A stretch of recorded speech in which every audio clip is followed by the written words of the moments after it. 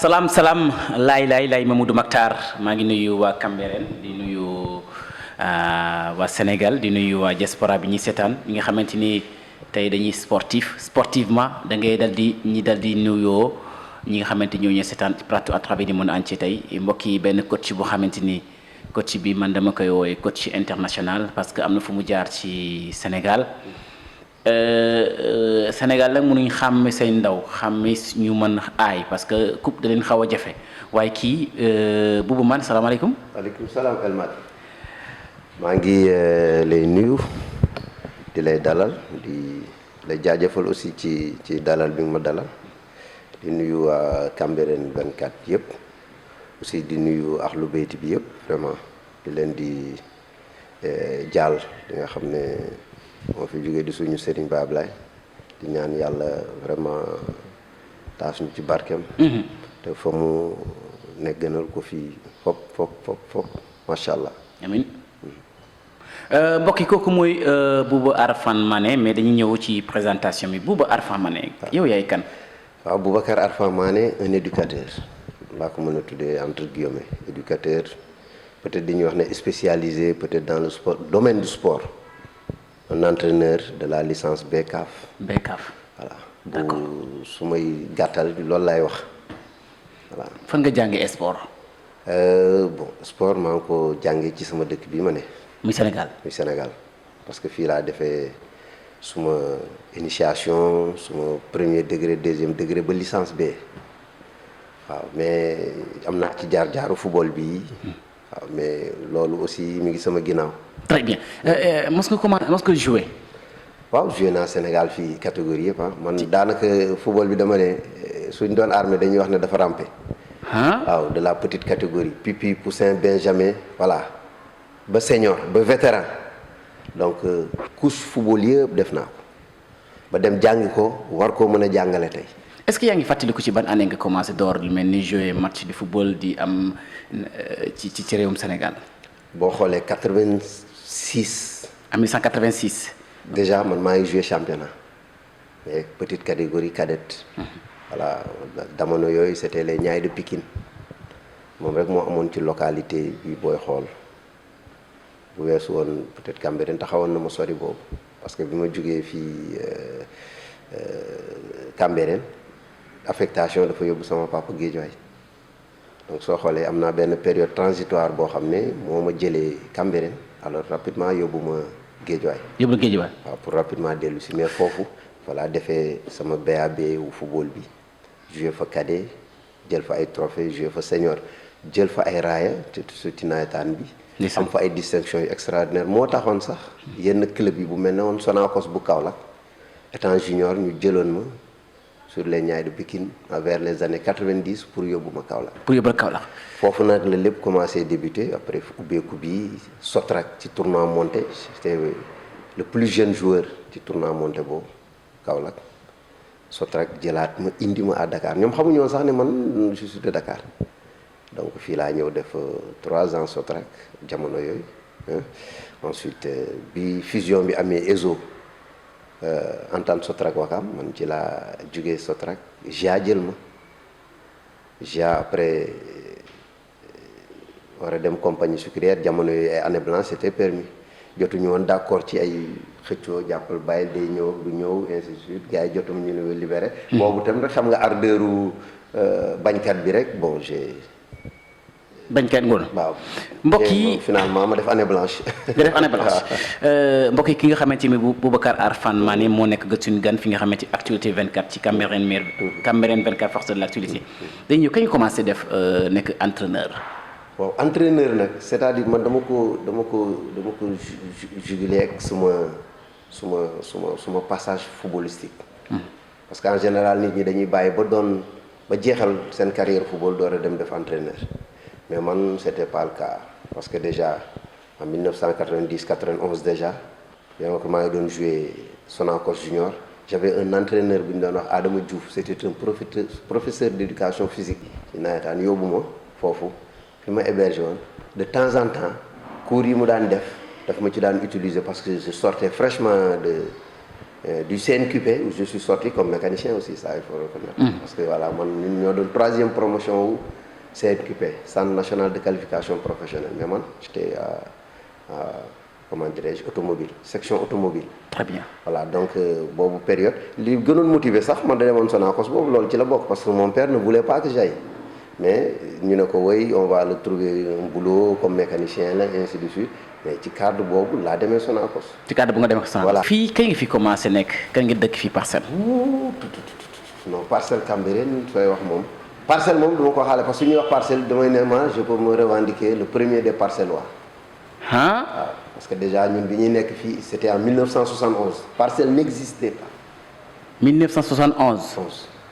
Sama premier cours d'école je l'ai fait à Cambérène. À Cambérène. waaw à l'école Seydina Issa. D'accord. C'est là-bas où j'ai fait mes sections primaires de la 6e jusqu'à CM2. C'est là-bas où que j'ai eu mon entrée en 6e alors de la rallier au collège Saint-Michel. D'accord mbokk yi ñi ngi ci actualité 24 avec Boubacar Arfan Mané ci Cambérène 24 force de l'actualité dañuy ñëw nag ci sport au Sénégal. Augustin Senghor am na beneen mandat looy wax ci loolu. Bon le féliciter parce que aussi. félicite. c'est féliciter. lu tax parce que nit ci loo mën a ne su ci raw gàddu amee boo ko jëlee dañ la war a féliciter amul kenn ku bokk ci raw gàddu bu mu mën doon. même bu jaayee doole sax. bu mu mën doon su ñu ne yow yaa jël ndam bi. ba nit ñi ak nga war a jiite nit ñi li ñëpp war a def sportivement mooy dañ la war a féliciter. mais Sénégal mosul am coupe. mais mooy mosul am coupe du ci basketball bi. waaw du ci handball bi. du ci karaté bi. du ci football bu ñuy gëm. làmb ji daal moom dañuy am ndam di am ay trophée te moom jiituwul fédération boobu. waaw mais beach soccer bi sax ñu ngi am ndam aussi. waaw mais waxuñ loolu léegi ministre bi Abdoulaye Sow. waaw ki nekk ministre di xëccoo lu mel nii. doy na war de.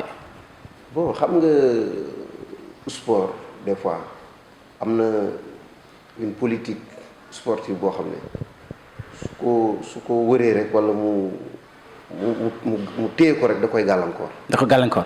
si parce que sportivement.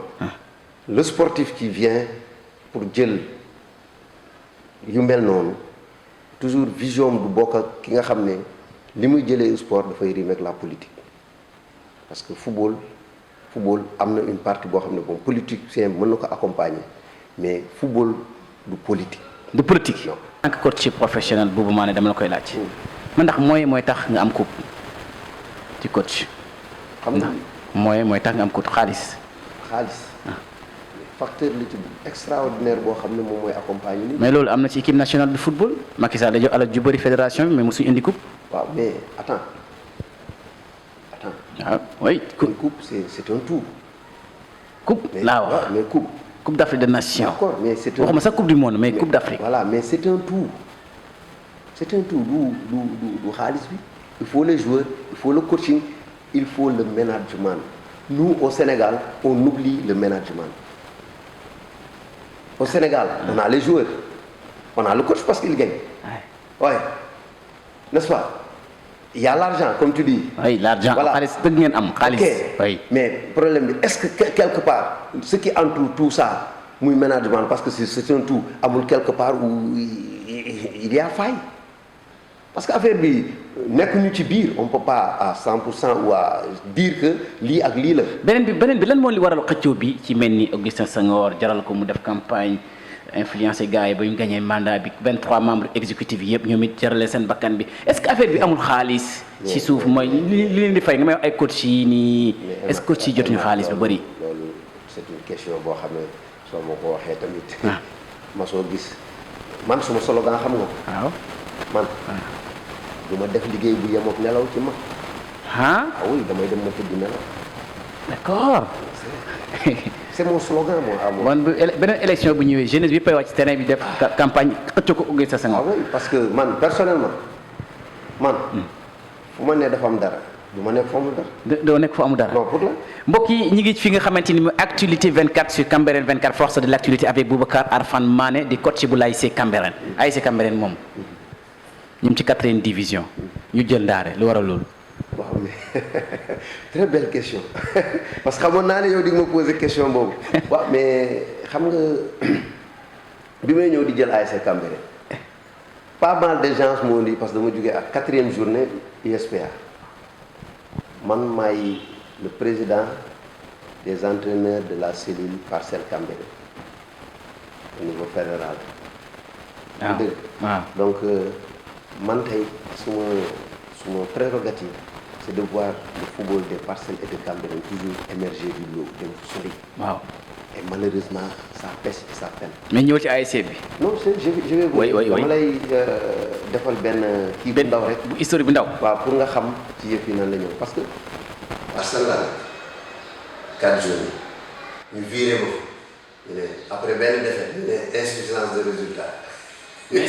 waaw léegi ma toog dina nekk ci tool yi. waaw Cambérène ñoo gis ba ñu ne ma bi ngay jël Parcelles 5 matchs la woon daanaka bu ci amee ñaari défaite rek dafa doon dem purgatoire bi mooy maanaam régional xam nga fi ñuy wax 5e division. noonu fu doy waar rek. yàlla mi dara tëwul ma ñëw jëlee ko foofu indi ko at bi ci topp ñoo jël pay waroon yéeg ndax pandémie bi bu fa yemoon ñu ne dafa am kenn kuy yéeg at daaw Parcelles mooy ñu defaat continuité liggéey bi pour te dire que au Sénégal mooy li ma lay expliquer dañu defee ne équipe bu baax am moyen kese la affaire bi demee noonu maanaam li ñuy wax naan bonne gestion bi ak li ñuy wax management boobu mooy loolu cette équipe là devait pouvoir faire 3 ans ci année boobu donc dans cette continuité tey xoolal fay yi def année bu njëkk bi. ñu ñëwaat ci biir boole ci boobu mais kon équipe boobu da doon dem facilement. waaw li ñu ñëw ci ASC Cambérène. nga ñëw ci ASC Cambérène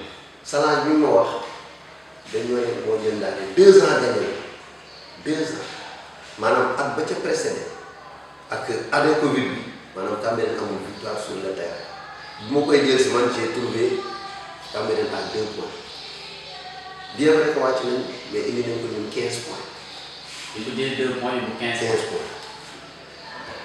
am na ñu may wax ne ma sax suñu yokkoon yow ñaari journée Cambérène du wàcc yàlla rek xam mais il faut comprendre que ni si on est honnête parce que wax naa leen ko ñoom ne leen bu leen ragal équipe bi wàcc parce que problème mu Cambérène ñëpp li ñuy xalaat mooy équipe bi wéy dafa wàcc wala équipe bi doon wàcc mais ces gens qui se posent cette question là c'est des fils de Cambérène est-ce qu'ils se sont posé la question ñoom qu'est-ce qu'ils ont fait pour maintenir cette équipe ils te le diront jamais des fois des gens te diront oui dañuy jël suñu xaalis di leen di jox mais xaalis boobu nga koy jox kan nga koy jox. mais léegi yow da nga jëloon sa engagement da nga ko jëloon dañ la jël ci contrat. waaw lii yaakaar nañ ci yow nga d'accord. waaw moo tax nga wàcc 4e division. mais du mën naa koy yéegal wala di koy wax. ah lu tax. xam nga lu tax. waaw ci cadre boobu parce que situation bi mu leen fekk su ma ñëwoon ci équipe bi. les objectifs mën naa ne maag yéen lii mooy objectif bi. mais un entraîneur aussi gisuma ko fii Sénégal boo xam ne une équipe boo xam ne yow maîtriser woo lu ci bari ci environnement bi pour la première fois nga ñëw ne yow rek da ngay ñëw pour yéegal équipe bi ren mais une équipe il faut au moins 4 ans. mais def na une équipe waaw ça comment dirais-je c'est dans la durée que ça se construit les automatismes et autres choses une équipe soudée mais da ngay gis nos équipes là quand il y a pas de moyens ñaari booy ngay joué la mercato man bi may ñëw tu sais ak Cambérène il y a trois tranches d'équipe qui se sont produites ci période bi nga ñëw premier entraîneur bi ñëw na il a vendu ses joueurs bi muy dem ñooñu ñëpp dem nañu deuxième bi ñëw na am ñu mu indi renfort ñooñu bi ñuy ñëw pratiquement ñu ci bari dem nañu. ñu ci dem mooy tu viens encore yow tu reprends à zéro. léegi damay ñëw nan la laaw ASC Cambérène jëlee ba contrat bi ñaata at nga fa war a def. non aw ma woon contrat bu durée à durée tout juste que le premier entraîneur démissionné na dem deuxième bi aussi ñëw les résultats ne suivaient pas mu yaakaar ne voilà moom it mënul toog mu daal di dem. biñ may ñëw di seet si fii lañ ma fekk. doomu Cambérène nga muy lu ma nangu am nañu jafe-jafe.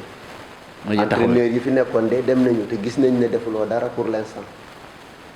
loolu moo tax jël la. waaw te daal vraiment am nañu yaakaar ci yow ne mën nañ la téye xam nañu nag sa valeur xam nañu yi nga yor mais problème bi mooy loolu ngay xalaat ñun amuñu ko mënuñu ko mais dinañu ànd ak yow jéem a téye ci li ñu mën teguma leen benn. léegi ba kañ ba kenn show. jury bi kañ pour l'instant saison bi jeex na. saison bi jeex na. moi je suis libre. dañuy renouveler waat. ça dépendra ci ñoom ak. et puis est-ce que bëgg nga cofeel ci ASC Cambérène parce que ASC bi dañ ñëw ci subvention bi maire Cambérène bi joxe na ay 4 millions francs CFA. joxe yeneen ASC yi ci politique environnement politique Cambérène bi ñu wax léegi politique bi mu commence door. maire bi nee na dana yokk ba 500000. xam naa loolu dafay annoncer candidature am rek léegi looy wax ci loolu. xam nga soo waxee cofeelu Cambérène moo la meññit ko moo la meññ way man. amoo lu dul Cambérène. waxuma la sax amoo lu dul Cambérène mais. est-ce que sama pàkk de du foofu lañ ko gas. ndeysaan. bu ma dee duñ ma suul feneen fu dul Cambérène. parce que aussi ay quelques minutes mooy des parce que côté finance la. kooku man mënu ma ko maîtriser. d'accord mais les financiers li ñu war a njëkk def pour l'instant. évaluer loolu xalaat ne ils vont en national peut-être match yi dina gën a wàññeeku. budget bi peut-être du doon comme budget bi ñuy voyager pour dem Kolda dem feneen ak feneen. mais nga évaluer de telle sorte que ce budget là. war nga ko pare léegi. teel a réunir. teel a def une définition. dem seeti un entraîneur bu la doy. nga xalaat ne kii xëy na mën nga continuer ak moom saison mën na doon mën na doon choix wu keneen nga teel ko jox raaya yi mu teel a liggéey ci loolu teel a préparer équipe bi. teel a wuti ay joueurs yi muy jouer parce que d'autant plus que moom moo koy wuti entraîneur. dana neex laa nga assigné ko ay commandes. fu ñu jëm voilà pour mu def résultat. fu ñu jëm mooy Cambérène da am stade bu bees. yokk ay subvention nit ñi gën a bëgg sport bi. gis nañ ne ki nga xamante mooy Cheikh Sow ASC Diamaguène. ne day nekk candidat ci assemblée générale xëccante ak Mbaye Fall looy wax ci loolu. pour doon président bon je pense que mooy sama jarbaat la quelque part c'est un gosse très dynamique ça il faut reconnaître. aussi muy jàmbaar lool par rapport ak situation bi nga xam ne équipe bi traversé na ko li nga xam ne bon vraiment indi na ko comme appui ça il faut reconnaître mais c'est très tôt pour lui et je lui ai dit de vive voix et je le redis ici. très tôt. voilà très tôt nit doo pousser ambition. Mbaye Fall lan la mën ba. Cheikh Sow mënu ko parce que mu lu tax. moi je l'aurais vu ça n'engage que moi. au moins continuer sur la section sport. parce que c'est un jeune parce que gars yi dañuy dégg président rek des fois. voilà léegi daal le président de nawetaan c'est pas le président. bon yow suñu dégloo daal yow da nga bëgg def Mbaye Fall comme place Augustin Senghor nekk fi rek moom duñ ko changer quoi Mbaye Fall. non pas tu sais man honnêtement Mbaye Fall su ma rombee du xam ne man la. man mën naa rombante Mbaye Fall. mais man kay bàyyi Cheikh Sow ñëw. mais moom xam non du koo xam un président bon il faut nga xam football bi. aussi mais Mbaye Fall gëntu xam Cheikh Sow football. mais voilà mais justement xam nga li ci problème bi. te ngeen jox ko mais non. xam nga man li may fustiger à chaque fois mooy Cambérène ñu fa nekk sur des personnalités qui ont fait le football et qui ont joué au football. qui ont fait de telle sorte que ñun xale. ñun ñoo doon suñu ay admirateurs ci ñooñu lañ doon xool pour je peux citer pas mal de gens ça. les Gadam les grands l'autre là du port là xaw ma nu mu tudd. ndeysaan Cubb Faxu Gaye mais il y a pas mal de gens yoo xam ne mais ñooñu tey suñu décidé woon tey ne dañu taxawle Mamour Ndiaye et autres c'est des gens du football avec ces jeunes dynamiques mais ñooñu war nañu mën a porter Cambérène fu ñu bëgg Cambérène n'est pas une petite équipe il faut que aussi les gens le sachent. xam nga de petite équipe quoi. voilà non mais équipe bu joué Coupe d'Afrique. équipe bu gagné Orea Sénégal moom rek ko fi def. 2 minutes moo des pour la fin damay laaj ci élection locale 2022 kan moo nekk sa maire. bon xam nga man aussi côté bi laay. mooy parcelle. waaw parcelle laay voté quoi. moo tax moom. doo ci prononcé quoi. waaw moo ci bëri mais képp ku baax ci vraiment luy avancer loo Cambérène meilleur comme ni ngeen ko waxee. oui kooku la nit ñi soxla. mooy boo xam ne doo xaar ba ay élection ñëw pour nga dem vers la population ay élection ñëw pour ngay def yenn yoo xam ne moi je suis toujours contre ça man dama bëgg nit boo koy dimbale da nga koy dimbalee avant ci moment bi nga xam ne koy soxla bu ñu wax ne nu mu tudd médecin après la mort. ndeysaan. oui Cambérène y a l'équipe Fagnon championnat c'est pas fin de saison bi soo leen ko joxee xam nga lu ñu ci def les 4 millions. demal nga wër ko 4 millions ngeen jox Cambérène am na 13 millions bor boo moytu kon fi mu toll nii moins 9 millions la da wax leen ni ñu ko utalee 9 millions boole ci utal ko 20 millions yoo xam ne avant saison bi di ñëw dina mën a au moins li ñuy wax dans la formation seen petite catégorie bi ñu gérer ko et la formation des techniciens surtout parce que ñu ngi wax stade bi pare ak affaire yi demee noonu peut-être mën na gérer ay fonds kañ la stade bi di pare xamoo ko mais avant boobu booy yi lan la ñuy fubal Cambérène mënatoo gis fubal demal équipe KS ASC Cambérène booy yi fa dëkk Cambérène bariwul ah oui. bariwul non. ndeysaan. et pourtant. demal ci géej gi tous les gosses qui jouent foofu Cambérène la ñuy joué. ñu ngi foofu. waaw ndeysaan le beach soccer la maa ngi dégg ngeen di wax Limamou ainsi de suite un fils de Cambérène affaire yi demee na. ndeysaan mais sans Limamou foofu la ñu waroon jógee ci beach soccer bi Cambérène parce que suñu defoon politique sportive au niveau de la plage gis nga maire xaw ma ku fay ñëw.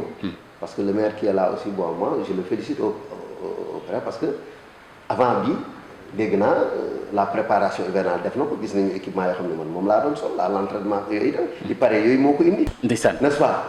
di leen di s'accompagner très tôt mais pas moment bi nga xam ne voilà li ñuy wax naan béy wéy na mbuus ba. béy na mbuus waxtu wi ñu desoon maa yow jeex na léegi si kàddu yu mujj. kontaan ci yow Elmat. ndeysaan vraiment di lay ñaanal yàlla suñu borom bi dara tawul. amiin yaa rabbi may la wér ak wérle. amiin yaa rabbi may la kattan. amiin télé xaw ma rajo la.